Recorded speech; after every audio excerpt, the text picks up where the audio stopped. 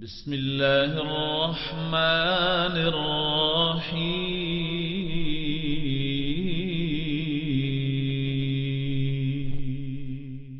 شروع اللہ کے بابرکت نام سے جو بڑا مہربان نہایت رحم والا ہے۔ إن هذا القرآن يهدي للتي هي أقوم بے شک یہ قرآن بتلاتا ہے وہ راہ جو سب سے سیدھی ہے۔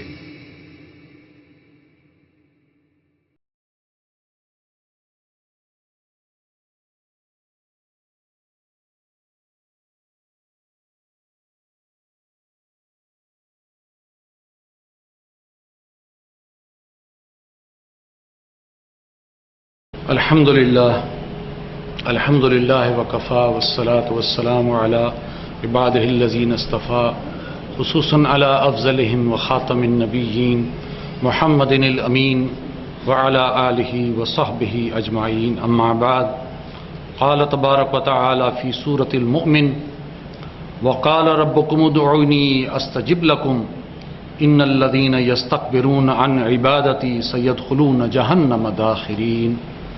وقال عز وجل في سورة الحج الذين إن مكناهم في الأرض أقاموا الصلاة وآتوا الزكاة وأمروا بالمعروف ونهوا عن المنكر ولله عاقبة الأمور۔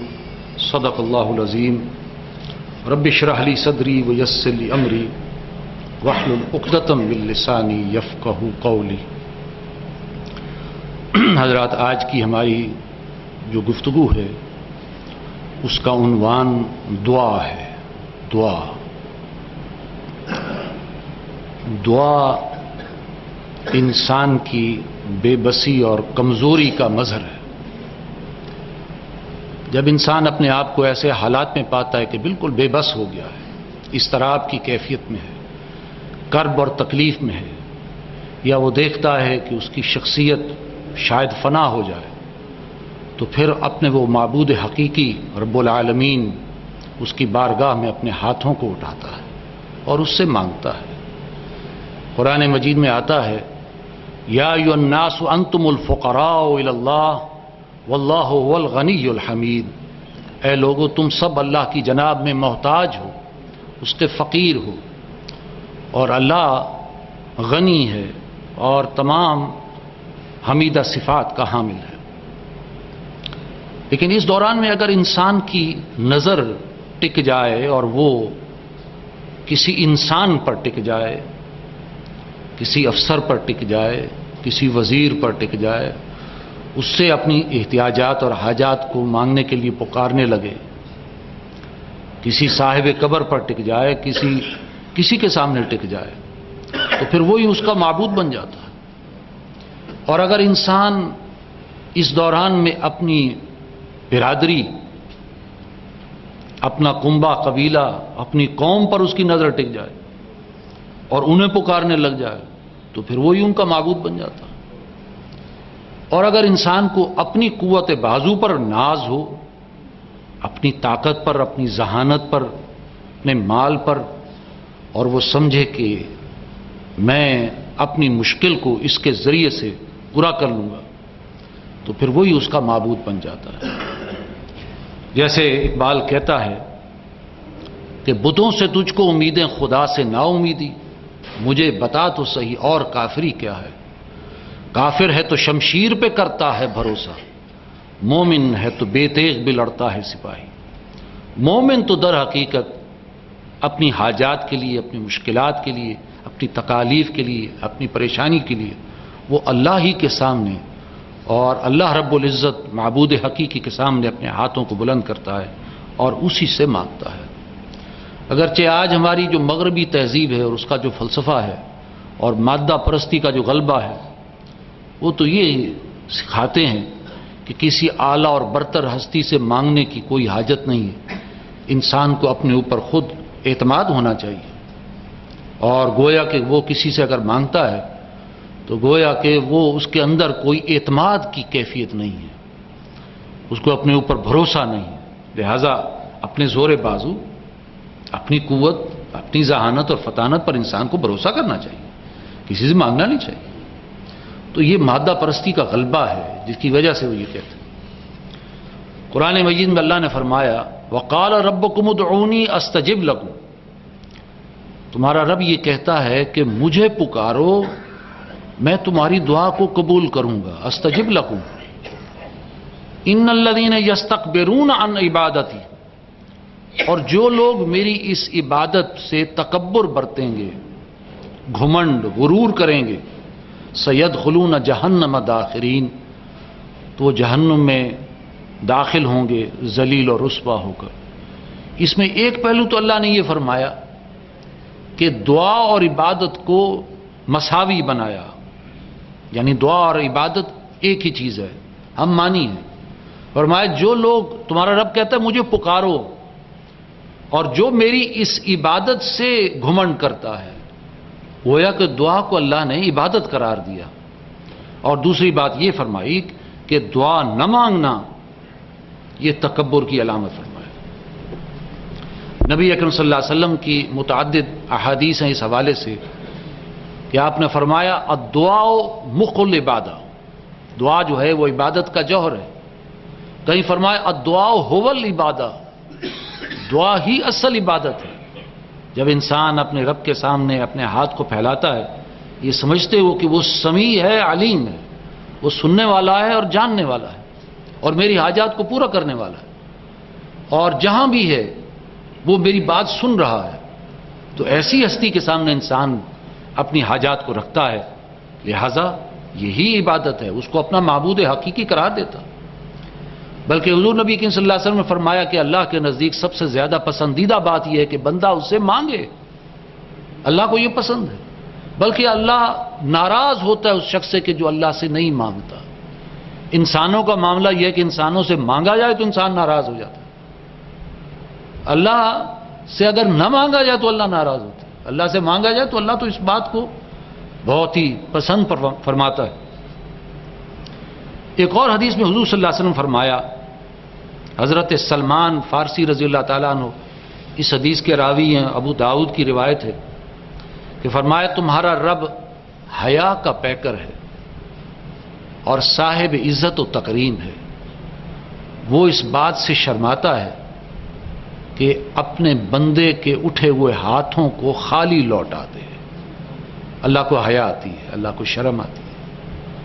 یعنی ظاہر ہے یہ الفاظ ہم کہہ نہیں سکتے، لیکن یہ کہ چونکہ حضور نبی کریم صلی اللہ علیہ وسلم نے یہ الفاظ فرمائے تو ہم یہ کہہ سکتے ہیں کہ اللہ اس بات سے شرماتا ہے کہ میرے بندے کے اٹھے ہوئے ہاتھ اور اس کو میں خالی لوٹا دوں، حیا آتی ہے۔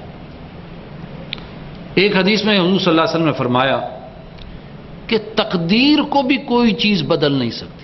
انسان جب پیدا ہوتا ہے وہ اپنی تقدیر لے کر آتا ہے، کب پیدا ہونا ہے، کب مرنا ہے، کیا حالات پیش آنے ہیں، کب بیمار ہونا ہے، کب کوئی حادثہ ہونا ہے، یہ ساری چیزیں اللہ نے انسان کی تقدیر کے اندر طے کر دی ہیں۔ تو تقدیر کو کوئی چیز نہیں ٹال سکتی، البتہ دعا تقدیر کو بھی ٹال دیتی ہے، لیکن وہ بھی اللہ کے علم میں ہوتا ہے کہ یہ اس طرح میرا بندہ مجھ سے مانگے گا اور میں اس کی تقدیر کو بدل دوں گا، وہ بھی اللہ کے علم ہے۔ تو بہرحال دعا کے اندر اتنی قوت ہے۔ اور فرمایا کہ دعا وہ مظلوم کا سب سے بڑا ہتھیار ہے۔ مظلوم کے پاس کیا چیز ہے؟ اس پر ظلم ہو رہا ہے، اس کے پاس کچھ نہیں سوائے آہوں اور سسکیوں کے، لیکن سب سے بڑا ہتھیار اس کے ہاتھ میں ہے، وہ دعا ہے۔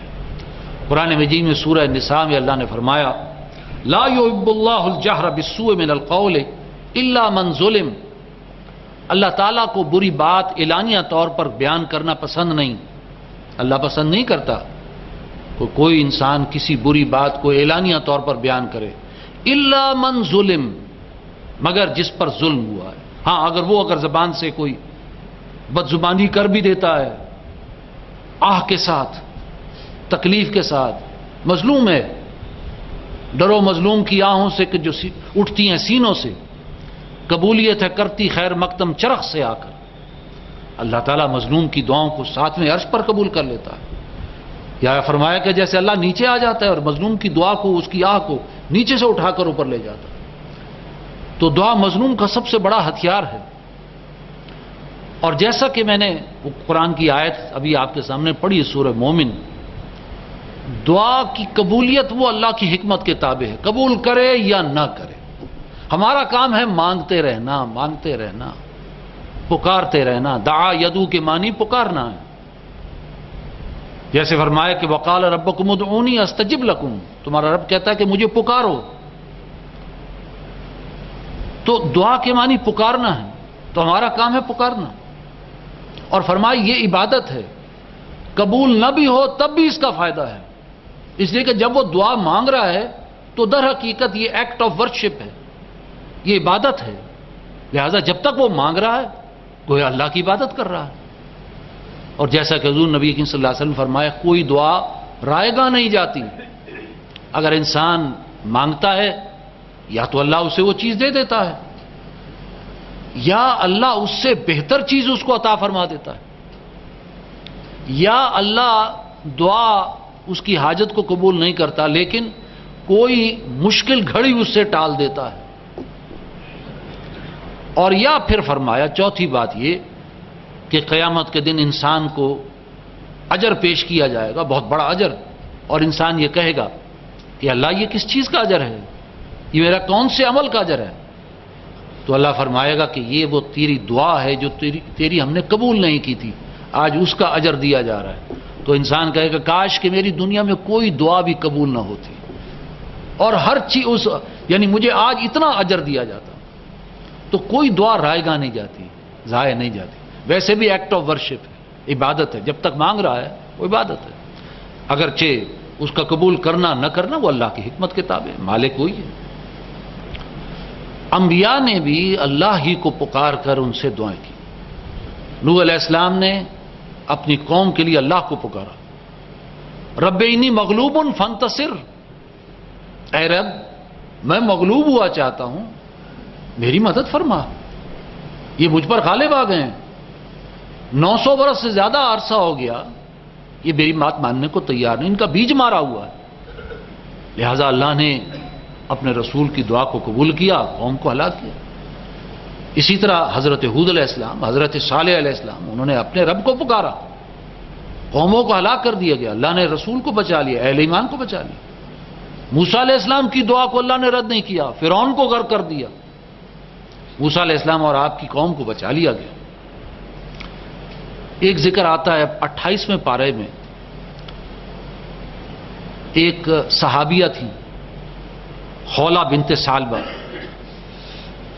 ان کے خامن نے ان کو منہ پر کہہ دیا کہ تو میری ماں کے برابر ہے۔ عرب میں رواج تھا کہ جو شخص یہ کہہ دیتا تھا گویا کہ اس سے سپریشن ہو جاتی تھی، طلاق ہو جاتی تھی۔ اب وہ چونکہ خامن نے کہہ دیا، اوس بن صامت رضی اللہ تعالیٰ عنہ بوڑھے آدمی تھے، اب یہ 6-7 بچوں کی ماں تھی، حضور کے پاس آئیں، حضور سے کہا کہ مجھے میرے خامن نے کہہ دیا ہے کہ تو میری ماں کے برابر ہے۔ اب چونکہ ابھی واضح حکم ابھی شریعت کا آیا نہیں تھا، اللہ پر، نبی اکرم صلی اللہ علیہ وسلم پر اللہ نے ابھی کوئی وحی نہیں اتاری تھی، لہٰذا حضور نے فرمایا کہ حساب کے مطابق تو پھر تمہاری سپریشن ہو گئی، گویا طلاق ہو گئی۔ لیکن وہ حضور کے ساتھ بحث مناظرہ کر رہی تھی، اس دوران میں اللہ نے وحی اتاری، قد سمع اللہ قول التی تجادلک فی زوجہا وتشتکی الی اللہ، اللہ نے سن لی اس مظلوم عورت کی بات جو آپ سے بحث کر رہی تھی اپنے خامند کے بارے میں اور اللہ کی جناب میں شکایت کر رہی تھی۔ اللہ نے اس مظلوم عورت کی بات سن لی، فرمایا کہ اسے طلاق نہیں ہو جاتی۔ بہرحال وہ مضمون اپنی جگہ ہے۔ بعد میں وہ حضرت خولہ بنت ثعلبہ بوڑھی ہو گئیں، حضرت عمر فاروق رضی اللہ تعالیٰ کے زمانے میں وہ ایک مرتبہ عمر فاروق تشریف لا رہے تو سامنے سے وہ آ رہی تھی، تو انہوں نے بلایا، آیا عمر میری بات سن، تو یہ خلیفۃ المسلمین تھے، سب کو چھوڑ چھاڑ کر ان کی بات سننے کے لیے چلے ہوئے، اور جتنی دیر حضرت خولہ بات کرتی رہیں وہ بڑے سر جھکائے خاموشی سے سنتے رہے۔ صحابہ بڑے حیران ہوئے، پوچھا یا امیر المومنین، یا خلیفۃ المسلمین، ایک بوڑھی عورت کی بات آپ نے اتنی، یعنی اتنی دیر سے آپ نے ان کی بات سنی رکھی، کیا ماجرا ہے؟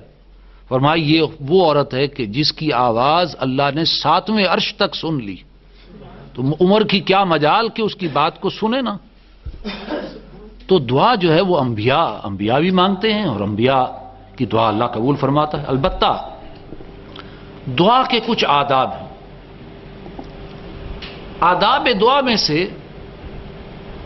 پہلی چیز یہ ہے کہ جس کے بارے میں حضرت عمر فاروق رضی اللہ تعالیٰ عنہ فرماتے ہیں کہ دعا زمین اور آسمان کے درمیان لٹکتی رہتی ہے اور اس کا کوئی حصہ اوپر نہیں جاتا جب تک کہ انسان اس دعا سے پہلے اللہ کی حمد اور رسول پر درود نہ بھیجے۔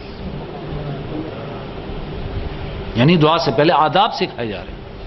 الحمدللہ رب العالمین، اللہ کے ناموں سے، اللہ کی تعریف، اللہ کی حمد، تعریفی کلمات سے یا دعا کا آغاز کرو، اور پھر رسول اللہ صلی اللہ علیہ وسلم پر درود بھیجو، پھر دعا مانگو، پھر حاجت پہ۔ جیسے بچے کو آداب سکھائے جاتے ہیں، ایسے ہی ہمیں دعا کے آداب سکھائے گئے۔ پھر ہاتھوں کو اٹھانا، ہتھیلیوں کو آسمان کی طرف کرنا اور اٹھانا، اور اللہ سے مناجات کے لیے پکارنا۔ حضرت ابو موسیٰ اشعری فرماتے ہیں رضی اللہ تعالیٰ عنہ کہ میں نے اللہ کو رسول کو دعا کرتے دیکھا، اور میں نے دیکھا کہ ان کی ہتھیلیاں آسمان کی طرف ہیں، اور اتنی اٹھائی انہوں نے کہ مجھے ان کی سفید بغلیں نظر آنے لگ گئی۔ حضور نبی کریم صلی اللہ علیہ وسلم کی بغل یعنی اس قدر اونچا کیا، اے اللہ۔ یہ انداز بھی ہے رسول اللہ صلی اللہ علیہ وسلم۔ اسی طرح باوضو ہو کر دعا کرنا، قبلہ رو ہو کر دعا کرنا۔ پھر یہ کہ دعا کے اندر عاجزی، تضرع، خاموشی، گڑ گڑانا، آنسو بہانا، یہ اللہ کو پسند ہے۔ میرا بندہ میرے سامنے گڑ گڑا رہا ہے، تضرع کر رہا ہے، اپنی بے بسی اور مجبوری اور لاچاری کا اظہار کر رہا ہے۔ لہذا قرآن میں آتا ہے ادعوا ربکم تضرعا وخیفا، پکارو اپنے رب کو گڑ گڑاتے ہوئے اور چپکے چپکے۔ انہ لا یحب المعتدین، بے شک اللہ تعالیٰ حد سے بڑھنے والوں کو پسند نہیں کرتا۔ تو دعا کے آداب میں سے یہ بھی ہے کہ تضرع اور عاجزی اور چپکے چپکے، اور اس یقین کے ساتھ بھی، یہ بھی آداب دعا میں سے کہ انسان اس یقین کے ساتھ کہ اللہ میری پکار سن رہا ہے اور اس قبول فرمائے گا۔ جیسے حضور نبی کریم صلی اللہ علیہ وسلم نے فرمایا کہ اللہ یہ فرماتا ہے کہ میں اپنے بندے کے ساتھ ویسا ہی معاملہ کرتا ہوں جیسا کہ وہ میرے بارے میں گمان رکھتا ہے۔ اگر وہ میرے بارے میں اچھا گمان رکھتا ہے تو میں بھی اس کے ساتھ اسی طرح پیش آتا ہوں۔ اگر وہ میرے بارے میں ایک ڈھل مل گمان سا رکھتا ہے کہ پتہ نہیں اللہ قبول فرماتا ہے یا نہیں فرماتا، تو میں بھی اس کے ساتھ ویسا ہی معاملہ کرتا ہوں۔ تو یہ بھی ہے اس یقین کے ساتھ، اذعان کے ساتھ کہ اللہ میری بات سن رہا ہے اور اللہ میری بات کو قبول فرمائے گا۔ اور فریاد انسان اللہ سے کرے۔ بعض اوقات ایسا ہوتا ہے کہ انسان اپنی مشکل، اپنی تکلیف کو دوسروں کے سامنے بیان کرتا ہے سمپتھی گین کرنے کے لیے، یا یہ کہ لوگ اس پر ترس کھائیں، ایک پٹی، سیلف پٹی۔ لیکن یہ کہ انسان کو رب کے سامنے ہی اپنی بات کھولنی چاہیے۔ یہ میں آگے چل کر بیان کروں گا کہ صحابہ کرام کا طریقہ کار کیا تھا۔ بہرحال انبیاء اپنے رب ہی سے پکارتے۔ حضرت زکریا کی دعا ہے رب لا تذرنی فردا وانت خیر الوارثین، اے اللہ مجھے اکیلا نہ چھوڑ، یعنی میں اپنے اس مشن میں، میری اولاد نہیں، میرے اس مشن کو کون لے کر آگے چلے گا؟ رب لا تذرنی فردا، اے اللہ مجھے اکیلا نہ چھوڑ، وانت خیر الوارثین، اور تو ہی بہترین وارث ہے، وارث دینے والا تو ہے، لہذا مجھے ایسا کوئی وارث دے، ایسی اولاد دے، ایسا بیٹا دے جو میرے اس مشن کو ساتھ لے کر چلے۔ اپنی اس مشکل کو پیش کیا تو کس کے سامنے؟ رب کے سامنے۔ رب لا تذرنی۔ ابراہیم علیہ السلام کی دعا، اللہ نے فرمایا اپنی بیوی اور بچے کو جا کر اس وادی کے اندر، وہ بے آب و گیا وادی کے اندر جس میں کوئی زراعت نہیں ہوتی، جاؤ اکیلا چھوڑا، اللہ کا حکم۔ ابراہیم علیہ السلام چھوڑ کر تو آ گئے، لیکن کام کر کے پھر فرمایا اللہ سے ربنا انی اسکنت من ذریتی بواد غیر ذی زرع، اے ہمارے رب، میں نے آباد کر دیا ہے اپنی اولاد کو ایک ایسی وادی میں جس میں کوئی زراعت نہیں ہوتی، عند بیتک المحرم، تیرے اس محترم گھر کے پاس ان کو آباد کر دیا ہے، یعنی حضرت اسماعیل علیہ السلام اور ان کی والدہ محترمہ۔ ربنا لیقیموا الصلاۃ، اے رب ہمارے تاکہ وہ نماز کو وہاں قائم کریں۔ فاجعل افئدۃ من الناس تہوی الیہم، اے اللہ لوگوں کے دلوں کو ان کی طرف مائل کر دے، اب کہ لوگ آئیں ان کی طرف آئیں اور مائل ہوں ان کے دل۔ وارزقہم من الثمرات لعلہم یشکرون، اور انہیں ثمرات میں سے، پھلوں میں سے رزق عطا فرما تاکہ وہ تیرا شکر ادا کرے، یعنی اپنا سب کچھ لگا کر جو اللہ کے احکام ہیں ان کو پورا کر کے پھر اللہ سے دعا مانگی تو کس سے مانگی؟ ربنا، اے رب، اے ہمارے رب۔ حضرت ایوب علیہ السلام انتہائی تکلیف میں، اس قدر تکلیف جس کا آپ تصور نہیں کر سکتے، اور اتنی لمبی دیر ان کو تکلیف رہی کہ ان کی بیوی بچے ان کو چھوڑ کر چلے گئے، لیکن انہوں نے پکارا تو کس کو پکارا؟ اپنے رب کو پکارا۔ فرمایا رب انی مسنی الضر وانت ارحم الراحمین، اے میرے رب، مجھے تکلیف نے آ گھیرا ہے، آ پکڑا ہے مجھے تکلیف نے، اور تو ہی بہترین رحم فرمانے والا ہے، تو ہی میری اس مشکل کو ٹال دے۔ موسیٰ علیہ السلام، ان سے ایک خطا ہو گئی، ایک آدمی کو مکہ مارا، وہ آدمی مکہ ایسا پڑا کہ مر گیا، لہٰذا اس علاقے کو لوگوں نے سمجھایا کہ آپ اس علاقے کو چھوڑ کر چلے جائیں ورنہ فرعون جو ہے وہ آپ کو ہلاک کر دے گا، لہٰذا چھوڑ کر چلے گئے مدین کی وادی میں کہیں دور افتادہ جگہ پر۔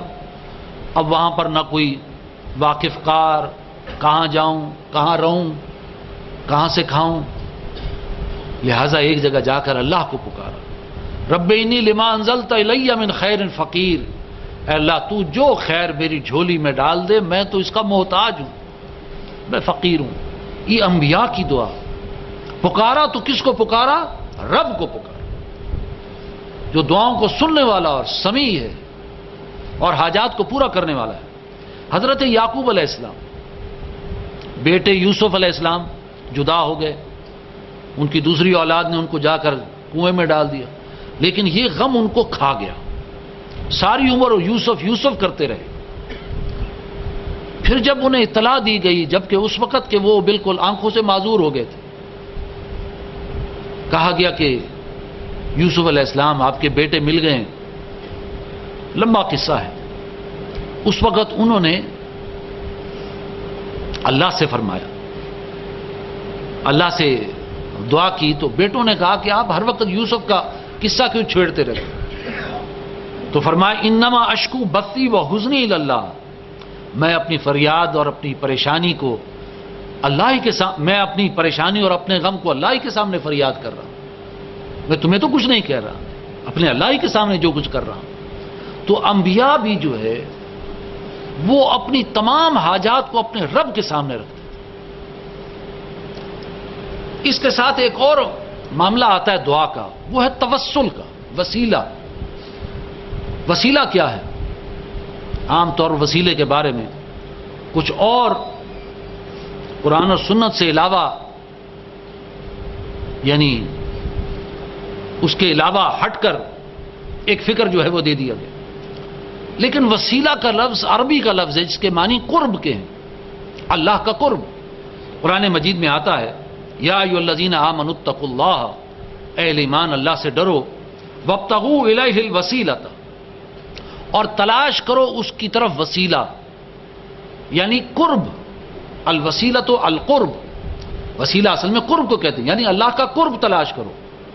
وجاہدوا فی سبیلہ، اور جہاد کرو اللہ کی راہ میں، یعنی ایک قرب کا ذریعہ تو اللہ کی راہ میں سٹرگل ہے، جو انسان اللہ کی راہ میں جد و جہد کرتا ہے، جہاد کرتا ہے، وہ در حقیقت اللہ کا قرب تلاش کر رہا ہے، لعلکم تفلحون، تاکہ تم فلاح پاؤ۔ تو وسیلہ کیا ہے؟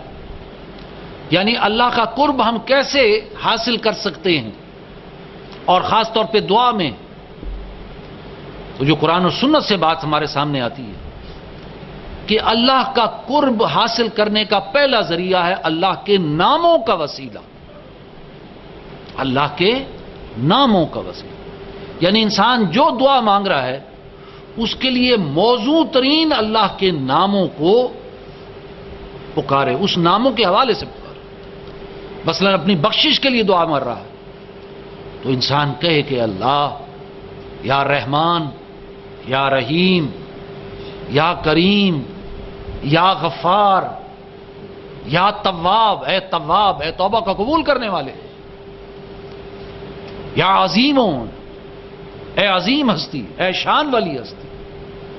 اسی طرح اگر انسان بخشش کے ساتھ ساتھ اگر رزق کی طلب میں ہے تو یا رزاق ہو یا غنی ہو، مناسب نام اللہ کے 199 نام ہیں، تو اللہ کو پکارے ان ناموں کے حوالے سے۔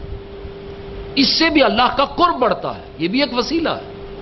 نبی اکرم صلی اللہ علیہ وسلم نے دعا کے جو آداب سکھائے اس میں یہ بھی ہے کہ اللہ کے ناموں کے حوالے سے اللہ کو پکارو۔ بعض آپ نے فرمایا اسم اعظم سے اللہ کو پکارو، اگرچہ اس کے بارے میں مختلف رائے ہیں کہ اسم اعظم کون ہے، یعنی کون سے نام ہیں۔ بعض کے نزدیک ہے یا حیو یا قیوم، اسم اعظم ہے اللہ، اسم اعظم کے حوالے سے انسان کی دعا کو رد نہیں کرتا۔ بہرحال ایک وسیلہ ہے اللہ کے ناموں سے اللہ کا قرب حاصل کرنا، دوسرا ہے اللہ کے انعامات اور مہربانیوں سے اللہ کا وسیلہ پکڑنا، اللہ کا قرب حاصل کرنا۔ مثال کے طور پر حضرت زکریا علیہ السلام، ان کی دعا ہے قرآن میں آئی ہے، انہوں نے اللہ سے دعا کی، قال رب انی وہن العظم منی، اے اللہ میری تو، اے مالک میری تو ہڈیاں گھل گئی ہیں، میں بوڑھا ہو گیا ہوں، واشتعل الراس شیبا، اور میرا سر جو ہے وہ سفیدی کی وجہ سے بھڑک اٹھا ہے، یعنی میرے بالوں کے اندر سفیدی آ گئی، میری ہڈیاں گھل گئیں، ولم اکم بدعائک رب شقیہ، اور اے رب میں تجھے کبھی پکار کر محروم نہیں رہا۔ یہ تیرا ایک انعام ہے، یہ تیری ایک مہربانی ہے، میں نے جب بھی تجھ سے دعا کی ہے میں کبھی محروم نہیں رہا۔ اب یہ اللہ کے انعام، اللہ کی مہربانی کا ایک حوالہ اللہ کو دینا اور اس کے ذریعے سے اللہ کو پکارنا، لہذا یہ بھی اللہ کے قرب کا ایک ذریعہ ہے، اللہ کے ناموں کا، اللہ کے انعامات اور اس کی مہربانیوں کا ایک ذریعہ بنانا، اور اس طرح اللہ کا قرب حاصل کرنا۔ تیسرا ہے اپنے اعمال کا ذریعہ، اعمال کا حوالہ دے کر اللہ کا قرب حاصل کرنا اور اللہ سے دعا مانگنا۔ اور یہ بڑی ایک مشہور حدیث ہے کہ حضور نبی کریم صلی اللہ علیہ وسلم نے بنی اسماعیل کے 3 نوجوانوں کا ذکر کیا جو کسی غار میں جب گئے تو غار کے دہانے پر ایک بہت بڑا پتھر آ گیا، انہوں نے پورا زور لگایا لیکن پتھر نہیں ہٹا، گویا موت کے انتظار میں بیٹھ گئے۔ اب تینوں نے کہا کہ اپنے کسی عمل کا وسیلہ اللہ کو پیش کیا، لہذا ایک نے دعا کی، حضور فرماتے ہیں اے اللہ میں اپنے اس عمل کا وسیلہ تیری بارگاہ میں پیش کرتا ہوں کہ میں روزانہ رات کو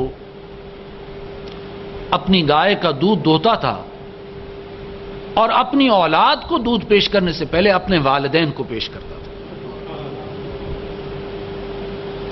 اور ایک رات میں اپنے کام سے ذرا دیر ہو گئی، میں دودھ دو کر آیا تو دیکھا کہ والدین سو گئے، میں نے ان کو اٹھانا بھی مناسب نہ سمجھا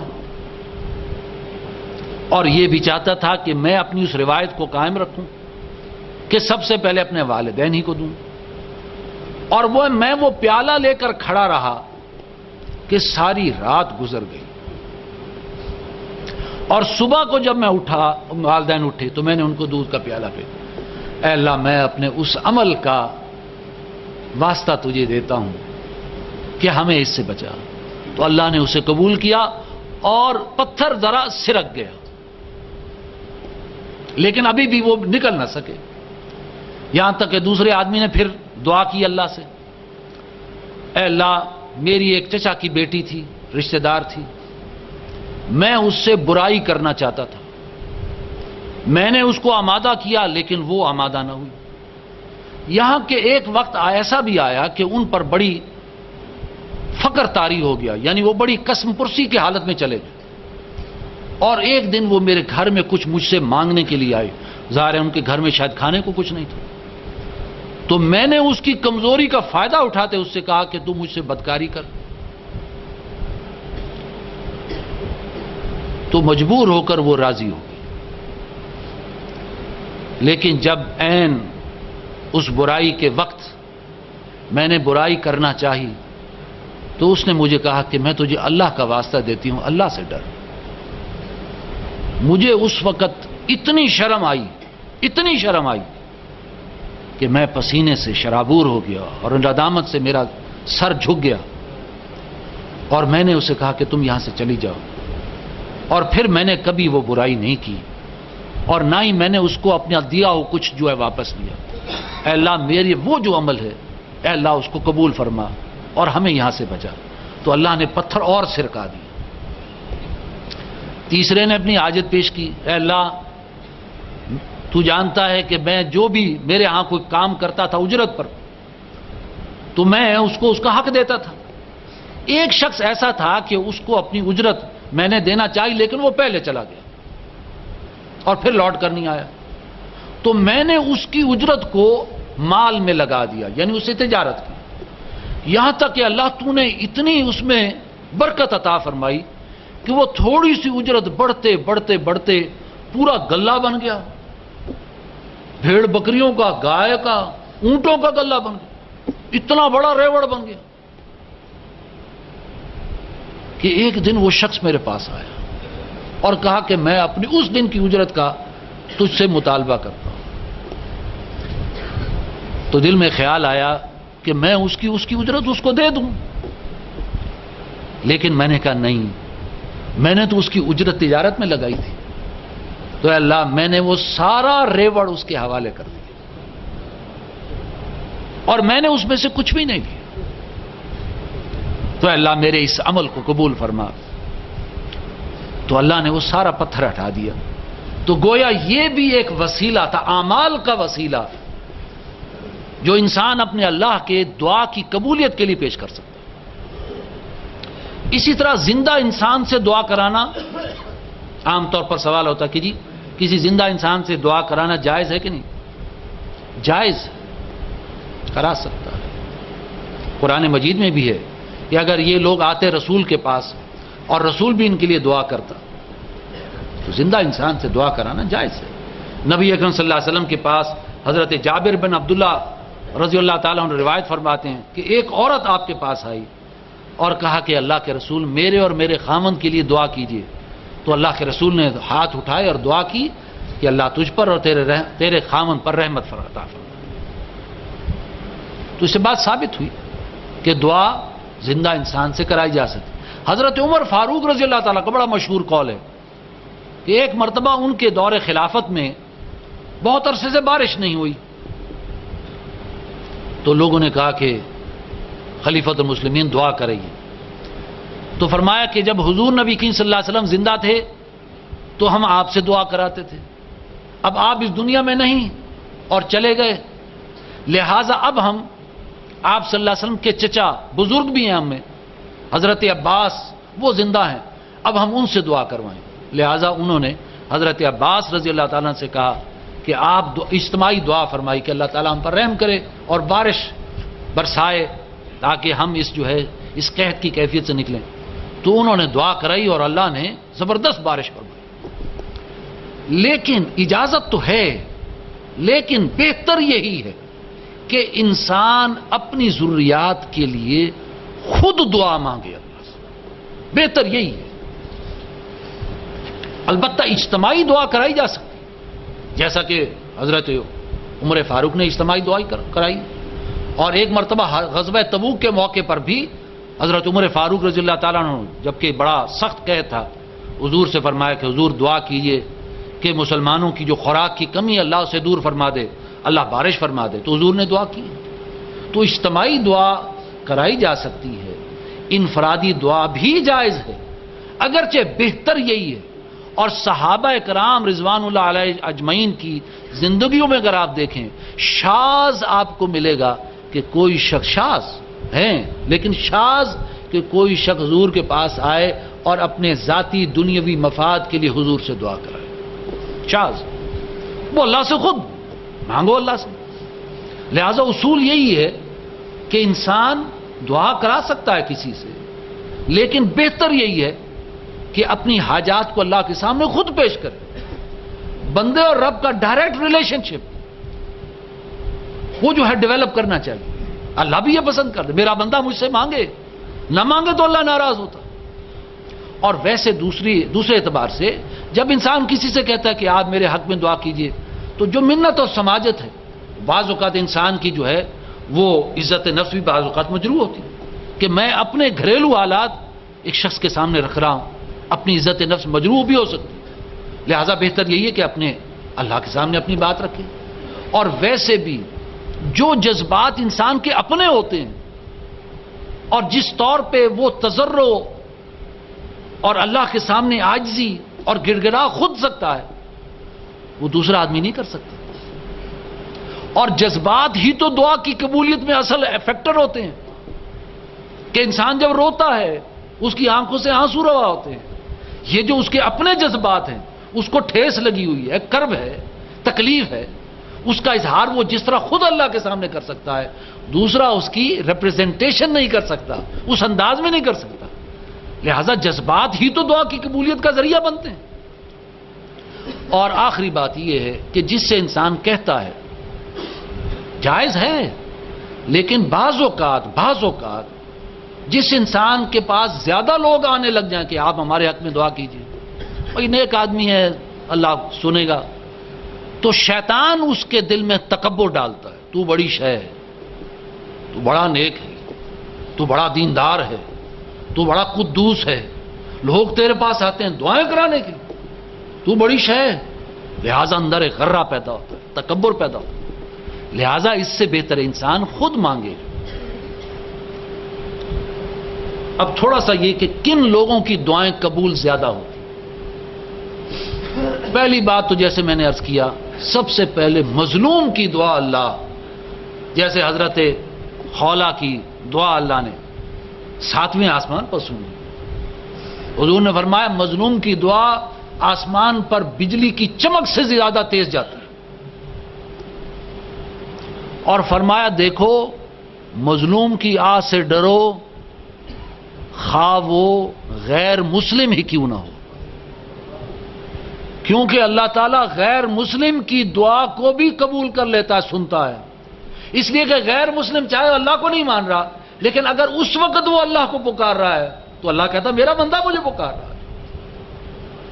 اور اس کا ذکر قرآن مجید میں آتا ہے سورہ نمل میں، امن یجیب المضطر اذا دعاہ ویکشف السوء، بھلا کون ہے جو بے قرار کی دعا کو سنتا ہے جب وہ اسے پکارتا ہے اور اس کی تکلیف کو دور کر دیتا ہے. اور جیسے قرآن مجید میں اللہ نے ایک مثال بیان کی کہ مشرکین عرب جب کشتیوں میں سوار ہوتے ہیں اور جب موج پر موج چڑھاتی ہے اور طوفان کی کیفیت آ جاتی ہے اور سب لوگ جان جاتے ہیں کہ بس اب ہم گئے سو گئے، اس وقت وہ سب کو بھول جاتے ہیں اور سب کی زبان پر صرف اللہ کا نام آ جاتا ہے.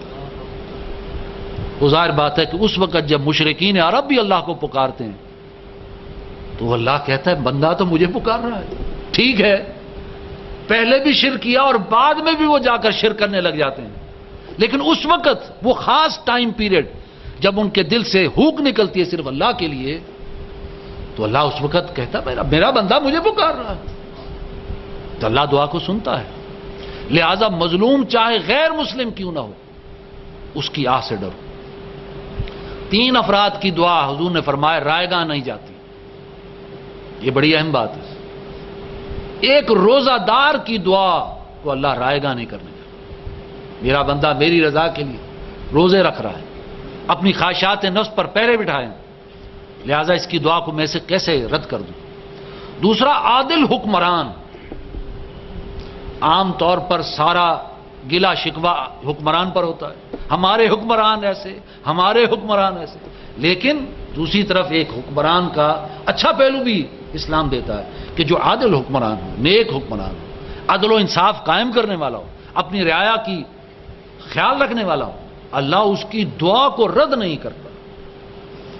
حضرت سعد بن ابی وقاص رضی اللہ تعالیٰ عنہ، ان کو ایک مرتبہ ایک علاقے کا غالباً شام تھا یا عراق تھا، وہاں کا گورنر بنا کر بھیجا۔ تو کچھ لوگوں نے شکایت کی کہ جی حضرت سعد ہمارے معاملے میں عدل نہیں کرتے۔ تو خلیفۃ الرسول نے آدمی بھیجا کہ جاؤ ذرا پتہ کرو، لوگوں کی طرف سے شکایت آئی ہے کہ سعد لوگوں کے ساتھ ان کے حقوق پورے نہیں کرتے۔ تو حضرت سعد رضی اللہ تعالی، سعد بن ابی وقاص رضی اللہ تعالی، ان کو بلایا گیا مسجد میں، لوگوں کو بھی بلایا گیا اور ان کے سامنے بات رکھی گئی کہ اس طرح شکایت آئی ہے، خلیفۃ الرسول نے آپ کے لیے بھیجا ہے کہ آپ ان کو سیٹسفائی کریں۔ تو جو بھی انہوں نے اعتراض اٹھایا، حضرت سعد بن ابی وقاص رضی اللہ تعالیٰ نے اس کا تسلی بخش جواب دیا۔ ایک یہ تھا کہ ہمارے پاس صبح کے وقت دیر سے آتے ہیں، یعنی عدالت جو ہے وہ دیر سے لگتی ہے۔ کہا کہ چونکہ میں رات کو تہجد کے لیے اٹھتا ہوں اور میرے گھر میں کوئی نہیں کام کرنے والا، میں خود اپنے گھر کے سارے کام کرتا ہوں، اور پھر مجھے رات کے لیے اٹھنا بھی پڑتا ہے اللہ کی حضور میں، لہذا کچھ دیر ہو جاتی ہے۔ لیکن ایک شخص نے ذرا زیادتی کی اور ان پر ذرا سخت الزام لگایا، تو حضرت سعد کے منہ سے ان کے لیے بد دعا نکل گئی، اللہ تجھے اندھا کرے، اگر میرے اندر اگر عیب ہے تو پھر یعنی اگر واقعی تو سچ یعنی اگر تو نے مجھ پر ظلم کیا تو اللہ تجھے اندھا کرے۔ راوی کہتے ہیں کہ میں نے اس شخص کو اس کے عمر کے آخری حصے میں دیکھا کہ وہ اندھا ہو کر لوگوں سے مانگ رہا تھا اور کہتا تھا مجھے سعد کی بد دعا لگ گئی۔ تو عادل حکمران کی دعا کو بھی اللہ رد نہیں کرتا، روزہ دار کی دعا کو بھی اللہ رد نہیں کرتا، مظلوم کی دعا کو بھی اللہ رد نہیں کرتا۔ اسی طرح اللہ مسافر کی دعا کو بھی اللہ رد نہیں کرتا۔ وہ مسافر کی جو خاص طور پہ گھر سے نکلا ہے علم کی تلاش میں، علم سیکھنے کے لیے نکلا ہے، مسافر ہے، یا وہ شخص کہ جو حج کے لیے جا رہا ہے یا عمرہ کے لیے جا رہا ہے، وہ مسافر اللہ کا مہمان ہے، اللہ اس کی دعا کو رد نہیں کرتا، قبول فرماتا ہے۔ اسی طرح باپ کی دعا اپنے بیٹے کے لیے، فرمایا کہ اپنے بیٹے اولاد کے لیے بد دعا نہ کیا کرو، اس لیے کہ اللہ کبھی وہ دعا بھی سن لیتا ہے، لیکن باپ اپنے بیٹے کے لیے دعا کرے اور خلوص دل سے کرے وہ بھی اللہ رد نہیں کرتا۔ اسی طرح مجاہد فی سبیل اللہ، اللہ کی راہ میں سٹرگل کرنے والا، جدوجہد کرنے والا، جہاد کرنے والا، اس نے اپنا آرام کو چھوڑا، اس نے اپنا سب کچھ چھوڑا اور اللہ کی راہ میں جان مال سے قربانی پیش کر رہا ہے، اظہار کر رہا ہے، اللہ اس کی دعا کو بھی رد نہیں کرتا۔ اسی طرح ایک مسلمان، حضور نے فرمایا، اپنے دوسرے کسی مسلمان بھائی کے لیے اس کی غیر موجودگی میں اس کے لیے اگر وہ اس کی خیر کی دعا کرتا ہے تو فرشتہ بھی آمین کہتا ہے، فرشتہ بھی آمین کہتا ہے کہ اس مسلمان نے اپنے مسلمان بھائی کے لیے اس کی غیر موجودگی میں اور از خود دعا کی ہے، اس کی خیر کے لیے، نیکی کے لیے، بھلائی کے لیے، اس کی دینداری کے لیے۔ جیسا کہ حضرت ابو ہریرہ رضی اللہ تعالیٰ نے ایک مرتبہ حضور سے فرمایا، اے اللہ کے رسول دعا کیجیے اللہ میری والدہ کو اسلام کی توفیق دے دے، تو اپنے مسلمان بھائی کے لیے اس کی غیر موجودگی دعا کرتا ہے، فرشتے بھی آمین کہتے ہیں۔ گویا کہ کس قدر خوبصورت نظام ہے اسلام کا کہ اپنے مسلمان بھائی کے لیے دعا کرو غیر موجودگی میں، محبت کے ساتھ، اخلاص کے ساتھ، خلوص کے ساتھ، اور فرشتہ ساتھ یہ بھی کہتا ہے کہ اللہ تجھے بھی وہی خیر اور بھلائی عطا فرمائے، یعنی وہ دعا اس کی قبول ہوتی ہے بھائی کے لیے اور وہی دعا اللہ لوٹا دیتا ہے اس کے لیے بھی، اللہ تیرے ساتھ بھی خیر اور بھلائی کرے کیونکہ تو نے اپنے مسلمان بھائی کے لیے خیر اور بھلائی کے لیے دعا کی۔ اب میں آتا ہوں آخری بات کی طرف۔ بعض دعائیں قبول نہیں ہوتی، اب تو مثبت باتیں بتائی ہیں، اب ذرا منفی بات، ہماری دعائیں قبول کیوں نہیں ہوتی؟ جیسے آج امت پر بڑا مشکل اور کڑا وقت ہے، ملک کے اوپر بڑا مشکل وقت ہے، عالم اسلام شدید اضطراب کے اندر ہے اور غیر مسلموں نے پاکستان پر اور امت پر یلغار کی ہوئی. آج ہم ایک تنگ گلی میں ہیں اور جب ان کا دل چاہتا ہے کوئی میزائل داغ دیتے ہیں اور بے گناہ مسلمان مارے جا رہے ہیں اور ہم دعائیں کرتے ہیں. جمعے کے بعد دعائیں کرتے ہیں, حج کے بعد, حج کا اتنا بڑا اجتماع لاکھوں کا اور اس میں امت کے لیے دعائیں ہوتی ہیں اور ہر ملک کا نام لے لے کر دعائیں ہوتی ہیں, لیکن دعائیں قبول نہیں ہو رہی. کیوں؟ کیا اللہ سمیع نہیں؟ کیا اللہ بصیر نہیں, دیکھ نہیں رہا؟ کیا اللہ خبیر نہیں, خبردار نہیں؟ کیا وہ ہماری مشکل ٹال نہیں سکتا؟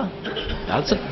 اگر دل میں بھی یہ خیال آ جائے کہ اللہ سمیع نہیں ہے, تھک گئے ہیں, اللہ نہیں سنتا, تو اپنے ایمان کو ضائع کر دینے والی بات. اللہ سمیع ہے, اللہ بصیر ہے, اللہ دعاؤں کا سننے والا ہے. ربکم ادعونی استجب لکم, تمہارا رب کہتا ہے مجھے پکارو میں تمہاری دعا قبول کرتا ہوں. مسئلہ کیا ہے؟ کیوں نہیں؟ یہ بات لمبی ہو جائے گی, میں صرف ایک بات بیان کروں. ایک بنیادی کام جو آج ہم نے چھوڑ دیا بحیثیت امت, اور وہ ہے امر بالمعروف و نہی عن المنکر. نبی اکرم صلی اللہ علیہ وسلم کی حدیث ہے, فرمایا قسم ہے اس ذات کی جس کے ہاتھ میں میری جان ہے, اللہ کی قسم, تم لازماً نیکی کا حکم دیتے رہو اور لازماً برائی سے روکتے رہو, ورنہ اللہ تم پر ایسی سزا مسلط کرے گا تم دعائیں کرو گے اور اللہ تمہاری دعائیں نہیں سنے گا. لازماً تم پر یہ امت کا فرض منصبی ہے نیکی کی تلقین کرنا اور برائی سے روکنا. یہ تصور تو پھر بھی کہیں نہ کہیں ہے, نیکی کا حکم دینا, اچھی بات بتانا, برائی سے روکنا. انسان سوچتا ہے یار میں خام کا روکوں, برا میں بنوں, جھگڑا کھڑا ہو جائے گا, فساد کھڑا ہو جائے گا, سوشل بائیکاٹ میرا ہو جائے گا. لیکن تم پر لازم ہے تم حق کہو, وتواصوا بالحق وتواصوا بالصبر. قرآن مجید میں سورہ مائدہ میں فرمایا قل یا اہل الکتاب لستم علی شیء حتی تقیموا التوراۃ والانجیل وما انزل الیکم من ربکم. اے نبی اہل کتاب سے کہہ دیجئے تمہاری کوئی حقیقت نہیں, تمہاری کوئی عزت نہیں, تمہارا کوئی وقار نہیں, تم کسی راہ پر نہیں, تم کس منہ سے ہم سے دعائیں مانگتے ہو, تمہاری دعائیں کیوں کر قبول ہوں. لستم علی شیء, جب تک کہ تم قائم نہ کر دو تورات کو اور انجیل کو اور وہ سب کچھ کے جو تمہارے رب نے تم پر نازل کیا. آج اسی آیت کو آپ اپنے اوپر اتار لیں. لستم علی شیء, تمہاری کوئی عزت نہیں ہوگی, تمہارا کوئی وقار نہیں ہوگا, تمہاری کوئی دعائیں قبول نہیں اللہ کرے گا. تم کس منہ سے اللہ سے دعائیں کرو گے جب تک کہ تم قرآن کے نظام کو, قرآن اور سنت کے نظام کو قائم نہ کر دو جو اللہ نے اتارا ہے تمہارے لیے. اس نظام کے قائم کرنے کے لیے امر بالمعروف و نہی عن المنکر, جب تک تم یہ کام نہیں کرتے, ایک عادلانہ اور منصفانہ نظام نہیں کرتے, کس منہ سے دعائیں کرتے ہو؟ تمہاری دعائیں کیوں کر قبول ہوں؟ لہذا جہاں دعا کے مثبت پہلو ہیں وہاں دعا کا یہ پہلو بھی ہے. اور آج امت کے اوپر جو افتاد ہے اس کی ایک بڑی وجہ یہی ہے, حالانکہ حکمرانوں کا فرض منصبی بھی یہی. قرآن مجید میں آتا ہے الذین ان مکناہم فی الارض, وہ لوگ کہ جنہیں اللہ نے زمین میں اختیار دیا, تمکن دیا, جماؤ دیا, ٹھہراؤ دیا, قوت دی, دبدبہ دیا, اقتدار دیا. اقاموا الصلاۃ وآتوا الزکاۃ, وہ نماز قائم کرتے ہیں اور زکوٰۃ ادا کرتے ہیں. وہ یہ نہیں کہ سود کے نظام کو مزید پروموٹ کرتے ہیں کہ IMF سے اور قرضے لو اور قوم کو اور قرضوں کے اندر ڈباؤ, اور جیسے سابقہ حکمرانوں نے کیا وہی پالیسی موجودہ حکمران بھی اختیار کر رہے ہیں. نماز کی طرف کوئی توجہ نہیں, زکوٰۃ کی طرف کوئی توجہ نہیں. وَأَمَرُوا بِالْمَعْرُوفِ وَنَهَوْا عَنِ الْمُنْكَرِ, اور وہ نیکی کا حکم ادا کریں اور برائی سے روکیں. وَلِلَّهِ عَاقِبَةُ الْأُمُورِ، اور تمام معاملات کا انجام بالآخر اللہ کے پاس جانا ہے. تو حضرت عمر فاروق نے تو محکمہ قائم کیا، محکمہ امر بالمعروف و نہی المنکر کا محکمہ، اس پر وزیر مقام کیا، اور اس کو پورا اختیار تھا کہ تم جا کر کسی بھی ملک میں جا کر اس کے گورنر سے پوچھ گچھ کر سکتے ہو کیا ہو رہا ہے یہاں، یہ منکرات کیوں پھیل رہی ہیں، یہ عریانی اور فحاشی کیوں ہے، یہ منکرات کیوں پھیل رہے ہیں. یہ محکمہ قائم کیا. ہمارے محکمے جو ہیں وہ دنیاوی محکمے تو ہوتے ہیں، لیکن یہ کہ اس کے اندر یہ کسی محکمے کی آج تک کوئی تصور ہی نہیں رہا. پھر عوام الناس کا فرض منصب بھی یہی ہے. فرمایا سورہ توبہ کے اندر والمؤمنون والمؤمنات بعضهم اولیاء بعض، مومن مرد اور مومن عورتیں ایک دوسرے کے رفیق ہیں، دوست ہیں، اخروی اعتبار سے ان کے اندر دوستی ہے. فرمایا یامرون بالمعروف وینہون عن المنکر، وہ ایک دوسرے کو نیکی کا حکم دیتے ہیں اور ایک دوسرے کو برائی سے روکتے ہیں. ایک مثال جو حضور نبی کی صلی اللہ علیہ وسلم نے ایک کشتی کی دی، ایک بڑی کشتی جس کا اوپر والا تختہ تھا اور نیچے والا تختہ. اوپر والے تختے پر لوگ بیٹھے تھے، نیچے والے تختے پر لوگ بیٹھے تھے.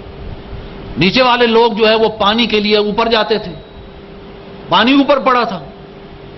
اب اوپر والے ذرا تنگ ہوتے تھے، پریشان ہوتے تھے، وہ کچھ جملے بھی ایسے کہہ دیتے تھے کہ نیچے والوں کو ذرا دل میں خیال آیا کہ ہم کیوں ان کو تکلیف دیں. لہذا سب نے مل کر مشورہ کیا کہ کشتی کے پیندے میں سوراخ کر دو، وہیں سے پانی لے لو، اوپر جانے کی ضرورت ہی نہیں، وہ بھی نہیں تنگ ہو گیا، ہمارا بھی کام ہو جائے گا، لہذا نیچے سے پانی لو. اب حضور نے کیا فرمایا، اگر اوپر والے لوگ نیچے والوں کو نہیں روکتے تو کشتی ڈوبے گی، نیچے والے بھی جائیں گے، اوپر والے بھی غرق ہوں. نہیں المنکر، اگر روکتے نہیں ان کو، قوم پر جو افتاد پڑے گی بھی اس میں سب جھونکے جائیں، چاہے وہ نیک ہے اور چاہے کوئی بد ہے. افتاد آتی ہے پھر سب اس کے اندر، سوکھی لکڑی کے ساتھ گیلی بھی ساتھ جو ہے وہ جل جاتی. لہذا آج جو ہمارے حالات ہیں، جو اس وقت ملک کی جو کیفیت ہے، امت کی جو کیفیت ہے، عریانی اور فحاشی اور بے حیائی اور بے پردگی کا سیلاب ہے. منکرات، سود، جوا، سٹا، شراب، رقص و سرور اور اسلامی اقدار کا تمسخر، استہزاء. اور کہا جاتا کہ رواداری سے کام لو، برداشت سے کام لو، یعنی منکرات سے چشم پوشی، اس کو رواداری، یہ برداشت ہے، ہونا چاہیے. روکو مت، برداشت کرو، رواداری سے کام. اسلامی اقدار کا تمسخر، استہزاء، دین کی محنتیں، وہ سب جو ہے اس کو سیبوٹاج کرنے کی کوشش، اور دہشت گردی کے نام پر تصور جہاد کو ملیا میٹ کرنا، اور امریکہ کی غلامی. یہ ایک سجدہ جسے تو گراں سمجھتا ہے، 1000 سجدوں سے دیتا ہے آدمی کو نجات، صرف ایک اللہ کی غلامی. لیکن یہ کہ اگر ایک اللہ کی غلامی نہ ہو تو پھر ہر انسان ہر ایک سے ڈرتا ہے، یہ نقصان نہ پہنچا دے، یہ نہ ہو جائے، یہ ہمارے ساتھ یہ ہو جائے گا، بھارت ادھر سے آ جائے گا، کشمیر کا مسئلہ حل نہیں ہوگا. کچھ بھی حل نہیں ہوا. جو پالیسی ہم نے بنائی تھی آج کوئی بھی حل نہیں ہوا. ملک ڈوب رہا ہے، قرضوں میں اور ڈوب رہا ہے، بحران در بحران، بجلی کا بحران، آٹے کا بحران، ہر چیز، مہنگائی کا بحران. وجہ ایک ہی ہے، امر بالمعروف و نہی المنکر. یہ امت کا اجتماعی فریضہ ہے.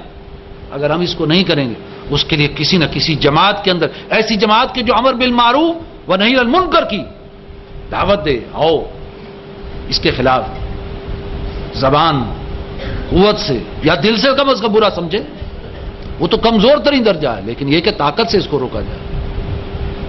لہذا اللہ سے دعا یہی ہے کہ اللہ ہماری دعائیں قبول کرے، اور اللہ ہمیں نیک دین کا فہم عطا فرمائے، اور امر بالمعروف و نہی المنکر کی توفیق عطا فرمائے، اور مل جل کر یہ فریضہ سر انجام دینے کی توفیق عطا فرمائے، تاکہ اللہ ہماری دعائیں قبول کرے اور ملک اور امت اس مشکل حالات سے اللہ تعالیٰ ان کو نکالے اور سرخرو کرے اور اخروی فلاح نصیب فرمائے. وآخر دعوانا الحمدللہ رب العالمین.